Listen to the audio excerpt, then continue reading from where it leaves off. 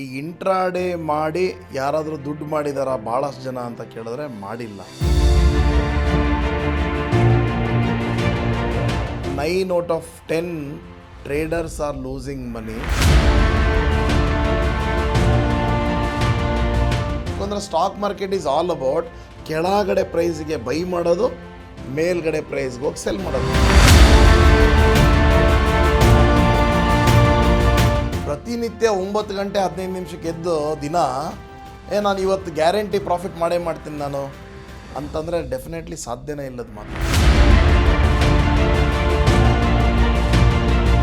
Simple moving ಆ್ಯಾವ್ರೇಜ್ಗೂ exponential moving ಆ್ಯಾವ್ರೇಜ್ಗೂ ನೋಡಿದಾಗ exponential moving average is best ಅಂತ ಅನ್ಸುತ್ತೆ.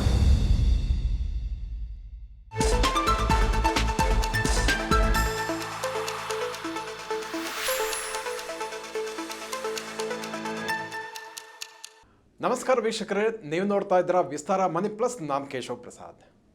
ವೀಕ್ಷಕರೇ, ಸ್ಟಾಕ್ ಮಾರ್ಕೆಟಲ್ಲಿ ಸಾಕಷ್ಟು ಮಂದಿ ಇನ್ವೆಸ್ಟ್ ಮಾಡ್ತಾರೆ, ಟ್ರೇಡಿಂಗ್ ಮಾಡ್ತಾರೆ, ದುಡ್ಡನ್ನು ಗಳಿಸ್ತಾರೆ, ಕೆಲವರು ಕಳ್ಕೊಳ್ತಾರೆ. ಇಂಟ್ರಾಡೇ ಟ್ರೇಡಿಂಗ್ ಬಗ್ಗೆ ಸಾಕಷ್ಟು ಜನರಿಗೆ ಒಂದು ತಿಳಿಬೇಕು ಅನ್ನೋಂಥ ಒಂದು ಕುತೂಹಲ ಇರುತ್ತೆ. ಹಾಗಾದರೆ ಇಂಟ್ರಾಡೇ ಟ್ರೇಡಿಂಗ್ನಲ್ಲಿ ಒಂದು ದಿನಕ್ಕೆ ಒಂದು 500 ರೂಪಾಯಿನ 1000 ರೂಪಾಯಿನ ಹೇಗೆ ಗಳಿಸ್ಬೋದು, ಇದಕ್ಕೆ ಬೇಕಾದಂಥ ಒಂದು ಒಳ್ಳೆಯ ಸ್ಟ್ರಾಟಜಿ ಇದೆಯಾ, ಇದ್ದರೆ ಅದು ಯಾವುದು ಅನ್ನೋದ್ರ ಬಗ್ಗೆ ಇವತ್ತಿನ ಎಪಿಸೋಡ್ನಲ್ಲಿ ನಾವು ತಿಳಿದುಕೊಳ್ಳೋಣ. ಈ ನಿಟ್ಟಿನಲ್ಲಿ ಈ ಸ್ಟ್ರಾಟಜಿ ಯಾವುದು ಅನ್ನೋದನ್ನು ನಮಗೆ ತಿಳಿದುಕೊಳ್ಳಲಿಕ್ಕೆ ವಿಸ್ತಾರ ಮನಿ ಪ್ಲಸ್ ಜೊತೆಗೆ ಇವತ್ತು ಸ್ಟಾಕ್ ಮಾರ್ಕೆಟ್ ತಜ್ಞರು ಹಾಗೂ ಸ್ಟಾಕ್ ಮಾರ್ಕೆಟ್ ಟ್ರೈನಿಂಗ್ ಕೊಡ್ತಾ ಇರುವಂತಹ ದಯಾನಂದ್ ಬಂಗಾಳಿ ಅವರು ಕಾರ್ಯಕ್ರಮಕ್ಕೆ ಆಗಮಿಸಿದ್ದಾರೆ. ಕಾರ್ಯಕ್ರಮಕ್ಕೆ ಸ್ವಾಗತ ದಯಾನಂದ್ ಬಂಗಾಳಿ ಅವರೇ. ನಮಸ್ಕಾರ ಸರ್. ದಯಾನಂದ್ ಬಂಗಾಳಿ ಅವರು ಸಾಕಷ್ಟು ವರ್ಷಗಳಿಂದ ಸ್ಟಾಕ್ ಮಾರ್ಕೆಟಲ್ಲಿದ್ದು ಈಗಾಗಲೇ ನಮ್ಮ ವಿಸ್ತಾರ ಮನಿ ಪ್ಲಸ್ ನಲ್ಲಿ ಅವರ ವಿಡಿಯೋಗಳು ಸಾಕಷ್ಟು ಜನಪ್ರಿಯವಾಗಿದೆ. ಉದಾಹರಣೆಗೆ ಕಳೆದ ಸಲ ಒಂದು ಸ್ಟ್ರಾಟಜಿಯನ್ನು ಹೇಳಿಕೊಟ್ಟದ್ದು ಅದು ಸಾಕಷ್ಟು ಜನಪ್ರಿಯ ಇದೆ. RSI ಸ್ಟ್ರಾಟಜಿ ಅನ್ನುವಂಥದ್ದು ಅದು ಸಾವಿರಾರು ಮಂದಿಯನ್ನು ವೀಕ್ಷಿಸಿ ಅದರ ಬಗ್ಗೆ ಒಂದು ಒಳ್ಳೆಯ ಅಭಿಪ್ರಾಯವನ್ನು ಕೂಡ ಶೇರ್ ಮಾಡ್ಕೊಂಡಿದ್ದೀರಿ. ಅದೇ ರೀತಿ ಇವತ್ತು ನಮ್ಮ ವೀಕ್ಷಕರಿಗೆ ಯಾವ ಒಂದು ಒಳ್ಳೆಯ ಸ್ಟ್ರಾಟಜಿಯನ್ನು, ಮುಖ್ಯವಾಗಿ ಇಂಟ್ರಾಡೇ ಟ್ರೇಡಿಂಗ್ ಮಾಡೋರಿಗೆ ಒಂದು ಒಳ್ಳೆಯ ಸ್ಟ್ರಾಟಜಿ ಹೇಳ್ಕೊಡ್ತೀರಿ ಅಂತ ಹೇಳ್ತೀರಾ ಅಂತ. ನಮಸ್ಕಾರ ಸರ್. ಫಸ್ಟು ಸರ್, ಈಗ ನೀವು ಇಂಟ್ರಾಡೇಗೆ ಯಾವುದಾದ್ರೂ ಸ್ಟ್ರಾಟಜಿ ಇದ್ದರೆ ಹೇಳಿ ಅಂತ ಹೇಳಿದ್ರಿ. ಫಸ್ಟ್ ಆಫ್ ಆಲ್ ನಾನು ಹೇಳಬೇಕು ಅಂದರೆ, ಈ ಇಂಟ್ರಾಡೇ ಮಾಡಿ ಯಾರಾದರೂ ದುಡ್ಡು ಮಾಡಿದಾರಾ ಭಾಳಷ್ಟು ಜನ ಅಂತ ಕೇಳಿದ್ರೆ ಮಾಡಿಲ್ಲ. ಸೊ ಅದರಲ್ಲೂ ಏನಾಗುತ್ತೆ ಅಂದರೆ, ಇನ್ವೆಸ್ಟ್ಮೆಂಟ್ ಮಾಡಿ ಸಾಕಷ್ಟು ದುಡ್ಡು ಮಾಡಿರ್ತಾರೆ, ಇಂಟ್ರಾಡೇ ಮಾಡಿದಾರ ದುಡ್ಡು ಅಂದರೆ ಭಾಳ ವಿರಳ ಅಂತಲೇ ಹೇಳ್ಬೋದು ನನಗೆ ಕೇಳಿದ್ರೆ. ಆದರೂ ಕೂಡ ಇವತ್ತು ಹೆಂಗಾಗಿದೆ ಅಂದರೆ, ನನ್ನ ಹತ್ರ ಕಡಿಮೆ ಬಂಡವಾಳ ಇದೆ, ನಾನು ಒಂದು ಯಾವುದಾದ್ರು ಇಂಟ್ರಾಡೇ ಟ್ರೇಡಿಂಗ್ ಮಾಡ್ತೀನಿ, ಯಾರೋ ಹೇಳಿದ್ರು ಅದೇನೋ ಆಪ್ಷನ್ಸ್ನಲ್ಲಿ ಕಾಲ್ ಅಂತ ಹೇಳ್ತಾರೆ, ಪುಟ್ ಅಂತ ಹೇಳ್ತಾರೆ, ಅದನ್ನು ಬೈ ಮಾಡಿ ಜನಗಳು ಕಳ್ಕೊತಾ ಇದ್ದಾರೆ. ಇದೇ ಒಂದು ನಿಟ್ಟಿನಲ್ಲಿ securities exchange board of India ಕೂಡ ಒಂದು ರೂಲ್ಸ್ನ ಕೊಟ್ಟಿದೆ.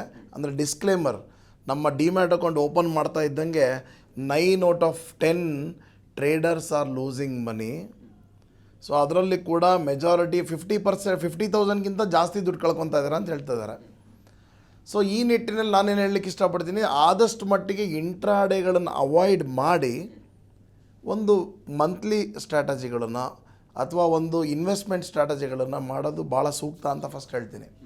ಅಟ್ ದ ಸೇಮ್ ಟೈಮ್ ಹಾಗಾದರೆ ಇಂಟ್ರಾಡೇ ಮಾಡಲೇಬಾರ್ದಾ? ಮಾಡಬಹುದು, ಯಾವಾಗ ನಮಗೆ ಸಿಗ್ನಲ್ ಕರೆಕ್ಟಾಗಿರ್ಬೇಕು. ಎಸ್, ಡೆಫಿನೆಟ್ಲಿ ಶ್ಯೂರ್ ಶಾಟ್ ನಾವು ದುಡ್ಡು ಮಾಡಬಹುದು ಅನ್ನೋದು ಏನಾದರೂ ನಮಗೆ ಸಿಗ್ನಲ್ ಸಿಕ್ಕಾಗ ಮಾತ್ರ ಮಾಡಬೇಕು. ಪ್ರತಿನಿತ್ಯ 9 ಗಂಟೆ 15 ನಿಮಿಷಕ್ಕೆ ಎದ್ದು ದಿನ ನಾನು ಇವತ್ತು ಗ್ಯಾರಂಟಿ ಪ್ರಾಫಿಟ್ ಮಾಡೇ ಮಾಡ್ತೀನಿ ನಾನು ಅಂತಂದರೆ ಡೆಫಿನೆಟ್ಲಿ ಸಾಧ್ಯನೇ ಇಲ್ಲದ ಮಾತದು. ಸೊ ನಾನೇನು ಹೇಳ್ತೀನಿ ಅಂದರೆ, ಕೆಲವೊಂದು ಸ್ಟ್ರಾಟಜಿಗಳನ್ನು ನಾನು ಕೂಡ ಅಳವಡಿಸ್ತಾ ಬಂದಿದ್ದೀನಿ. ಸೊ ಅದೇನು ಅಂದರೆ 7/21 EMA ಸ್ಟ್ರಾಟಜಿ ಅಂತ. ಏನಿದು EMA ಸ್ಟ್ರಾಟಜಿ ಅಂತ ಕೇಳಿದ್ರೆ, it is A exponential moving average. So basic ಹೇಳಬೇಕು ಅಂದರೆ, ನಿಮಗೆಲ್ಲ ಗೊತ್ತು ಮೂವಿಂಗ್ ಆ್ಯಾವ್ರೇಜ್ ಅಂದರೆ ಏನು ಅಂತ ಗೊತ್ತು. ಸಿಂಪಲ್ ಮೂವಿಂಗ್ ಆ್ಯಾವ್ರೇಜ್ ಅಂದರೆ ಒಂದು ದಿನ ಶೇರಿನ ಬೆಲೆ 100 ರೂಪಾಯಿ, ಎರಡನೇ ದಿನ 105 ರೂಪಾಯಿ, ಮೂರನೇ ದಿನ 110 ರೂಪಾಯಿ, ಇನ್ನೊಂದು ದಿನ 115 ರೂಪಾಯಿ. ಅಂದರೆ ಈ 4 ದಿನಗಳ ಪ್ರೈಸ್ನ ಆ್ಯಡ್ ಮಾಡಿ ಡಿವೈಡೆಡ್ ಬೈ 4 ಮಾಡಿದ್ರೆ ಆ್ಯಾವ್ರೇಜ್ ಪ್ರೈಸ್ ಬರುತ್ತೆ. That is called as simple moving average ಅಂತ ಕರಿತೀವಿ ನಾವು. ಹಾಗಾದರೆ ಇದೇನು ಸರ್ ಇದು ಎಕ್ಸ್ಪೋನೆನ್ಷಿಯಲ್ ಮೂವಿಂಗ್ ಆ್ಯಾವ್ರೇಜ್ ಅಂತ ನಿಮ್ಮ ಮನಸ್ಸಿನಲ್ಲಿ ಬರ್ತಾ ಇರ್ಬೋದು.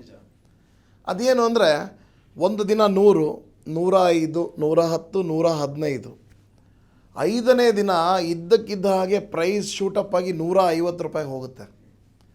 ಅಂದರೆ ಒಂದು ಬಿಗ್ ಜಂಪ್ ಕರೆಕ್ಟ್ರಾ 4ನೇ ದಿನದಿಂದ 5ನೇ ದಿನಕ್ಕೆ.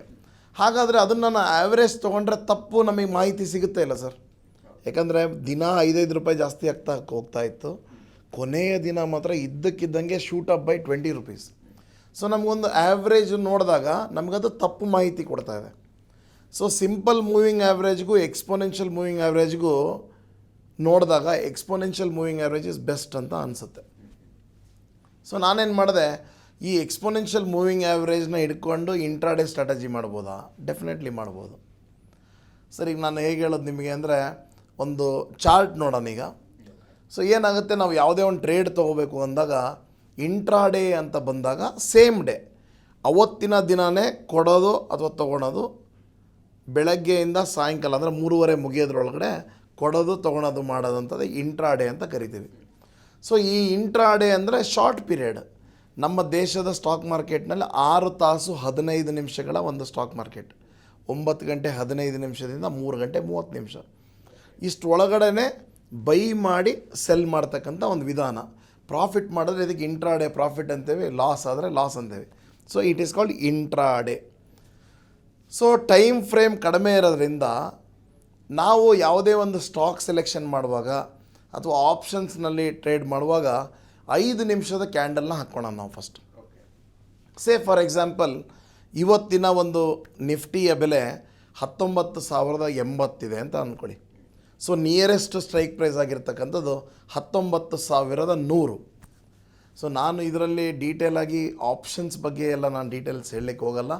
ನಾನು ಏನು ಅಸಂಪ್ಷನ್ ಮಾಡ್ತೀನಿ ಅಂದರೆ, ಇಂಟ್ರಾಡೇ ಟ್ರೇಡಿಂಗ್ ಮಾಡೋರಿಗೆ ಆಲ್ರೆಡಿ ಕಾಲು ಮತ್ತು ಪುಟ್ಟಲ್ಲಿ ಏನಾದರೂ ಟ್ರೇಡ್ ಮಾಡ್ತಾಯಿದ್ದಾರೆ ಅಂತ ಭಾವಿಸ್ತೀನಿ ನಾನು. ಸೊ ಇದನ್ನು ಇಕ್ವಿಟಿಗೂ ಕೂಡ ಮಾಡ್ಬೋದು, ಅದು ಇನ್ನೊಂದು 2 ನಿಮಿಷ ಬಿಟ್ಟು ಹೇಳ್ತೀನಿ ಅದನ್ನು. ಸೊ 19,100 ಒಂದು ಕಾಲ್ ಆಪ್ಷನ್ನು ತೊಗೊಳ್ಳಿ, ಪುಟ್ ಆಪ್ಷನ್ನು ತೊಗೊಳ್ಳಿ, ಸ್ಕ್ರೀನ್ನಲ್ಲಿ ಫಸ್ಟ್ ಹಾಕ್ಕೊಳ್ಳಿ. ನಮ್ಮ ಟೈಮ್ ಫ್ರೇಮ್ ಬಂದ್ಬಿಟ್ಟು 5 ನಿಮಿಷದ ಟೈಮ್ ಫ್ರೇಮ್ ಹಾಕ್ಕೊಳ್ಳೋಣ. ಅಲ್ಲಿ ಮೇಲ್ಗಡೆ ನಮಗೆ ಕಾಣಿಸ್ತಾ ಇದೆ ಇಂಡಿಕೇಟರ್ಸ್ ಅಂತ ಕಾಣಿಸ್ತಾ ಇದೆ. ಅಲ್ಲಿ ಪ್ರೆಸ್ ಮಾಡಿದಾಗ ನಮಗೆ ಎಕ್ಸ್ಪೋನೆನ್ಷಿಯಲ್ ಮೂವಿಂಗ್ ಆ್ಯಾವ್ರೇಜ್ ಅಂತ ಒಂದು ಇಂಡಿಕೇಟರ್ ನಮಗೆ ಕಾಣಿಸ್ತಾ ಇದೆ ಇಲ್ಲಿ, EMA ಅಂತ. ಸೊ ನಾವು ಇದನ್ನು ಪ್ರೆಸ್ ಮಾಡೋಣ. ಪ್ರೆಸ್ ಮಾಡಿದಾಗ ಏನು ಮಾಡೋಣ, ಇದನ್ನು 2 ಬಾರಿ ಪ್ರೆಸ್ ಮಾಡೋಣ. EMA ಅನ್ನೋದು 2 ಲೈನ್ಗಳು ನಮಗೆ ಆಲ್ರೆಡಿ ನಮ್ಮ ಮುಂದೆ ಕಾಣಿಸ್ತಾ ಇದೆ. ಇಲ್ಲಿ ಸೆಟ್ಟಿಂಗ್ಸ್ ಮೇಲೆ ಹೋಗಿ ಮೊದಲನೇ ತೊಗೊಳೋಣ. EMA 7 ಅಂದರೆ 7 ಕ್ಯಾಂಡಲ್ಗಳ ಒಂದು ಲೈನ್ ಅಂತ ಒಂದು ಗೊತ್ತಾಯಿತು. ಇದ್ರ ಜೊತೆಗೆ ಇನ್ನೊಂದು EMA ಅಂತ ಏನಿದೆ ಅಲ್ಲ, ಅದಕ್ಕೆ ನಾವೇನು ಮಾಡೋಣ, 21 ಅಂತ ನಾವು ಇಲ್ಲಿ ನಿಮಗೆ ಕಾಣಿಸ್ತಾ ಇದೆ ಅಲ್ಲ, ಇಲ್ಲಿ 21 ಅಂತ ಕೊಡೋಣ. ಸೊ 21 ಕೊಟ್ಟ ಮೇಲೆ ಇದಕ್ಕೆ ನಾವು ಕಲರ್ ಇಡೋಣ ರೆಡ್ ಕಲರ್ ಅಂತ. ಮೊದಲನೇದು ಗ್ರೀನ್ ಕಲರ್ ಇಟ್ವಿ, ಈಗ ರೆಡ್ ಕಲರ್ ಇಡ್ತಾ ಇದ್ದೀವಿ. ಸೊ ನಾನೇನು ಹೇಳ್ತೀನಿ ಸರ್ ಅಂದರೆ, ಸಿಂಪಲ್ ಮೆಕ್ಯಾನಿಸಮ್ ಅಂತಂದರೆ ಎಕ್ಸ್ಪೋನೆನ್ಷಿಯಲ್ ಮೂವಿಂಗ್ ಆ್ಯಾವ್ರೇಜ್ನಲ್ಲಿ ನಾವು ಒಂದು 7 ಕ್ಯಾಂಡಲ್ಸ್ನ ಒಂದು 7 ಅಂತ ತೊಗೊಂಡ್ವಿ EMA, ಇನ್ನೊಂದು 21 ಅಂತ ತೊಗೊಂಡ್ವಿ. Very simple. ಸೊ ಈಗ ನಮ್ಮ ಸ್ಕ್ರೀನ್ನಲ್ಲಿ 2 ಕಲರ್ನ ಲೈನ್ಸ್ಗಳು ನಮಗೆ ಕಾಣಿಸ್ತಾ ಇದೆ. ಒಂದು ಗ್ರೀನ್ ಕಲರ್ ಕಾಣಿಸ್ತಾ ಇದೆ, ಇನ್ನೊಂದು ರೆಡ್ ಕಲರ್ ಕಾಣಿಸ್ತಾ ಇದೆ. ಸರಿ ಸರ್, ಆಯಿತು, ಎಲ್ಲ ಫೈನು. ನಾವಂತೂ ಆಪ್ಷನ್ ಬೈಯರ್ಸ್, ನಮ್ಮ ಹತ್ರ ಇರ್ತಕ್ಕಂಥದ್ದೇ ಸೇ ಫಾರ್ ಎಕ್ಸಾಂಪಲ್ ಒಂದು 3,500ನೋ 3,000ನೋ 4,000 ರೂಪಾಯಿ ನಮ್ಮ ಹತ್ರ ದುಡ್ಡಿದೆ ಅಂತ ಅಂದ್ಕೊಳ್ಳೋಣ. ಸರ್, ಈ ಒಂದು 4,000ದಲ್ಲೇ ನಾವು ಒಂದು ₹500 ಮಾಡಬೇಕು ಅಂತ ಅನ್ನೋರು, ಸರ್ ಫಸ್ಟ್ ನಾನು ಏನು ಹೇಳ್ತೀನಿ ಅಂದರೆ, this is purely for educational purpose. ಯಾವುದೇ ರೀತಿಯಿಂದ ನಾನು ಟಿಪ್ಸ್ ಆಗಲಿ ಇದೇ ಮಾಡಿದ್ರೆ 100% ವರ್ಕ್ ಆಗುತ್ತೆ ಇದು ಆ ಥರ ಹೇಳೋ ಅಂಥ ಅಧಿಕಾರ ನಮಗಿಲ್ಲ. ಸೊ ಒಂದು ಎಜುಕೇಷನ್ ಪೇಪರ್ ಟ್ರೇಡ್ ಯಾರು ಮಾಡ್ತೀನಿ, ಕಲಿತೀನಿ ಸ್ಟಾಕ್ ಮಾರ್ಕೆಟ್ ಬಗ್ಗೆ ಅನ್ನೋರಿಗೆ ಇದು ತುಂಬ ಹೆಲ್ಪ್ಫುಲ್ ಆಗುತ್ತೆ ಅಂತ ನಾನು ಭಾವಿಸ್ತಾ ಇದ್ದೀನಿ. With that intention I am telling this. So ಏನು ಮಾಡೋಣ ಅಂದರೆ, ಈ ಗ್ರೀನ್ ಕಲರ್ ಲೈನ್ ಏನು ಕೆಳಗಡೆಯಿಂದ ಕಾಣಿಸ್ತಾ ಇದೆ, ಇದು ರೆಡ್ ಕಲರ್ ಲೈನ್ನ ಯಾವಾಗ ಕಟ್ ಮಾಡಿ ಮೇಲೆ ಹೋಗ್ಲಿಕ್ಕೆ ಸ್ಟಾರ್ಟ್ ಆಗುತ್ತೆ, then you have to buy. ಆಪ್ಷನ್ನ ಬೈ ಮಾಡಬೇಕು. ಅದು ಕಾಲ್ ಇರ್ಬೋದು, ಪುಟ್ ಇರ್ಬೋದು. ಸೊ ಏನಾಗುತ್ತೆ, ಗ್ರೀನ್ ಕಲರು ಕೆಳಗಡೆಯಿಂದ ರೆಡ್ ಕಲರನ್ನ ಕಟ್ ಮಾಡ್ಕೊಂಡು ಹೋದರೆ ಬೈ ಮಾಡಬೇಕು. ಸರ್, ಬೈ ಮಾಡಿದೆ ನಾನು ₹100. ಯಾವಾಗ ಎಕ್ಸಿಟ್ ಆಗಬೇಕು? ಯಾವಾಗ ಈ ಚಾರ್ಟ್ನಲ್ಲಿ ಸಿಗ್ನಲ್ ಕೊಡುತ್ತೆ, ಮೇಲ್ಗಡೆಯಿಂದ ಗ್ರೀನ್ ಕಲರು ರೆಡ್ ಕಲರ್ನ ಕಟ್ ಮಾಡಿ ಒಂದು ಜೋಗ ಜಲಪಾತ ಥರ ಮೇಲಿಂದ ಬೀಳ್ಲಿಕ್ಕೆ ಸ್ಟಾರ್ಟ್ ಆಗುತ್ತೋ ಅವಾಗ ಬೀಳುತ್ತೆ ಅಂತ ಅರ್ಥ. ಸೊ ಅವಾಗ ನಾವೇನು ಮಾಡಬೇಕು, ಇದನ್ನು ಟ್ರೇಡ್ನ ಎಕ್ಸಿಟ್ ಮಾಡಬೇಕು. ಯಾಕಂದರೆ ಸಿಂಪಲಾಗಿ ಹೇಳಬೇಕು ಅಂದರೆ stock market is all about ಕೆಳಗಡೆ ಪ್ರೈಸ್ಗೆ ಬೈ ಮಾಡೋದು, ಮೇಲ್ಗಡೆ ಪ್ರೈಸ್ಗೆ ಹೋಗಿ ಸೆಲ್ ಮಾಡೋದು. ಕರೆಕ್ಟ್ ಅಲ್ಲ ಸರ್? ಸೊ ಎಲ್ಲರೂ ಮಾಡೋದು ಲಾಭಕ್ಕೋಸ್ಕರನೇ.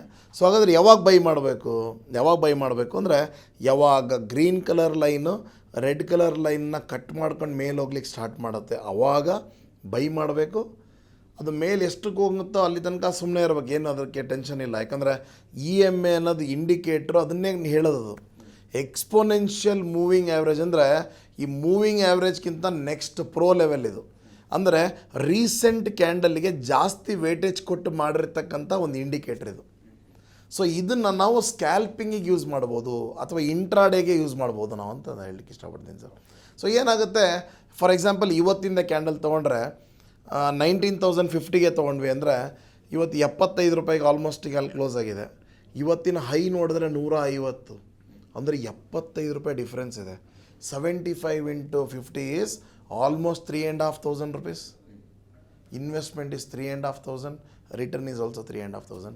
ಸೊ ನಾನು ಹೇಳಲಿಕ್ಕೆ ಇಷ್ಟಪಡ್ತೀನಿ ಅಂದರೆ ಒಂದು 3,500 ಇನ್ವೆಸ್ಟ್ ಮಾಡಿ ನಮಗೆ ಎಷ್ಟು ಸಮಾಧಾನ ಅನಿಸುತ್ತೆ ಅಷ್ಟು ಪ್ರಾಫಿಟ್ ಬಂದಮೇಲೆ ವಿ ಕ್ಯಾನ್ ಎಕ್ಸಿಟ್. ಇದು ಒಂದು ಅಂತ ಹೇಳಲಿಕ್ಕೆ ಇಷ್ಟಪಡ್ತೀನಿ ಸರ್.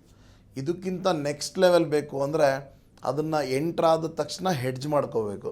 ಅದ್ರ ಬಗ್ಗೆ ನಾನು ಈಗ ಮಾತಾಡಲಿಕ್ಕೆ ಇಷ್ಟಪಡಲ್ಲ, ಯಾಕಂದರೆ ನಾವು ನಮ್ಮ ಕ್ಲಾಸ್ನಲ್ಲಿ ಕೂಡ ಇದನ್ನೇ ಕಲಿತೀವಿ. ನಾವು ಹೆಡ್ಜಿಂಗ್ ಅಂದರೆ ಏನು, ಹೆಡ್ಜಿಂಗ್ ಹೇಗೆ ಮಾಡೋದು ಅದ್ರ ಬಗ್ಗೆ ಕಲಿತೀವಿ.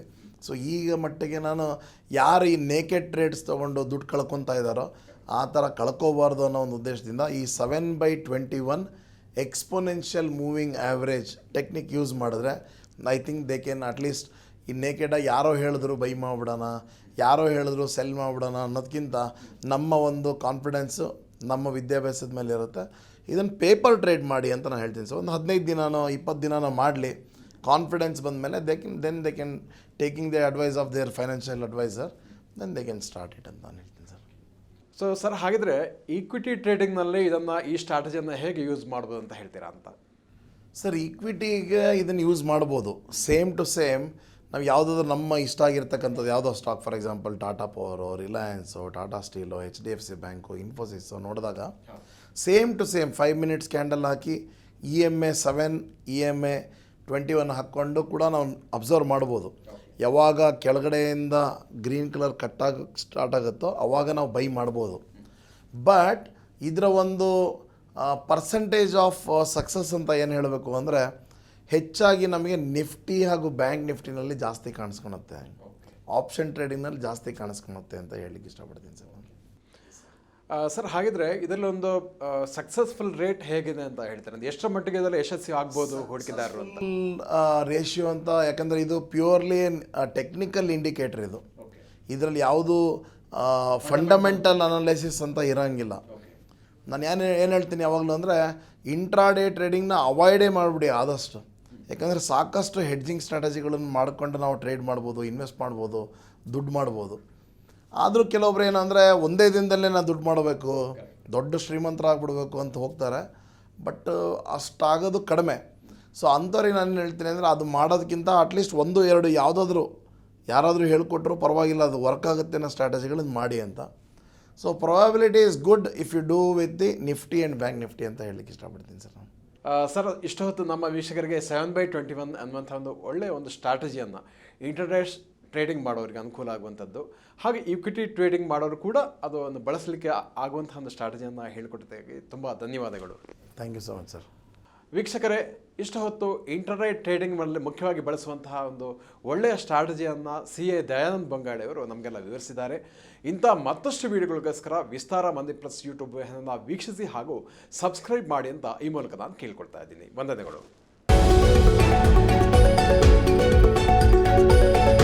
ಪ್ರತಿ ಕ್ಷಣದ ಸುದ್ದಿಗಳಿಗಾಗಿ ವಿಸ್ತಾರ ನ್ಯೂಸ್ ಆಪ್ ಡೌನ್ಲೋಡ್ ಮಾಡಿ. ವಿಸ್ತಾರ ನ್ಯೂಸ್, ನಿಖರ ಜನಪರ.